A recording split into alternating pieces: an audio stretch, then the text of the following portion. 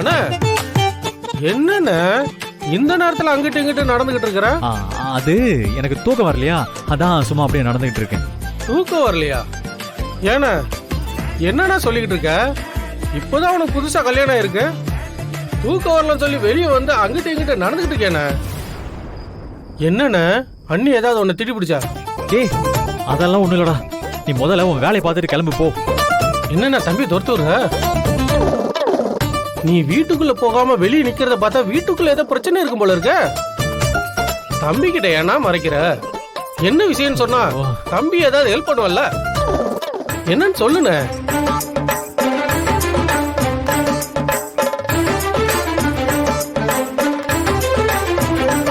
அது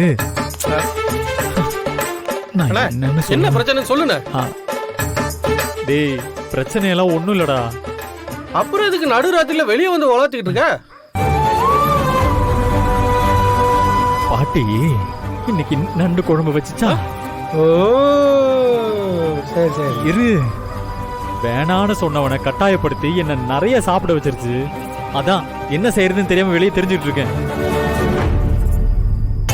பாட்டி விவரமா தானே பண்ணி வச்சிருக்கு. ஆனா நீதான் நண்டோட பெருமையை கெடுக்கிற மாதிரி நண்டை சாப்பிட்டு நண்டு மாதிரி வீதியில் உலாத்திட்டு இருக்க. போன போய் அண்ணியோட சந்தோஷமா இருன. டேய் நீ வேற சும்மா தோடா, அவளுக்கு என்ன பார்த்தாலே பிடிக்கல. முதல்ல அப்படித்தானே, பார்த்த உடனே பிடிக்காது, அப்புறம் பார்க்க பார்க்க பிடிச்சு போயிடும்னே.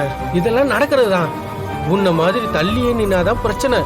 தொடாத வரைக்கும் முள்ளு மாதிரி தான் இருப்பாங்க, தொட்டுட்டா எல்லாம் சரியா போயிடல. நீ முதல்ல உள்ள போய் அதுக்கான வழியை பாருன. போன உள்ள. டேய் நீ வேற எதுவும் புரியாம பேசிட்டு இருக்காத.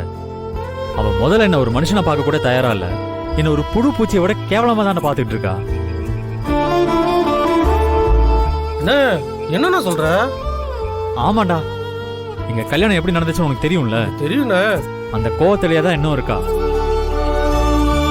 வானதி நல்லா இருக்கணுங்கிறதுக்காக நான் அவளை ஏமாத்தி கல்யாணம் பண்ணிக்கிட்டு தான் அவன் நினைச்சிட்டு இருக்கா. என் மேல அவளுக்கு இருக்க கோவத்தை எப்படி சரி பண்றதுன்னே தெரியல. இதெல்லாம் தெரியாம பாட்டி என்ன வம்பா நண்டு சாப்பிட வச்சிருச்சு. நம்மள பிடிக்கவே பிடிக்காத ஒருத்திய நம்ம எப்படா தொட முடியும்? அதெல்லாம் தப்பு இல்ல.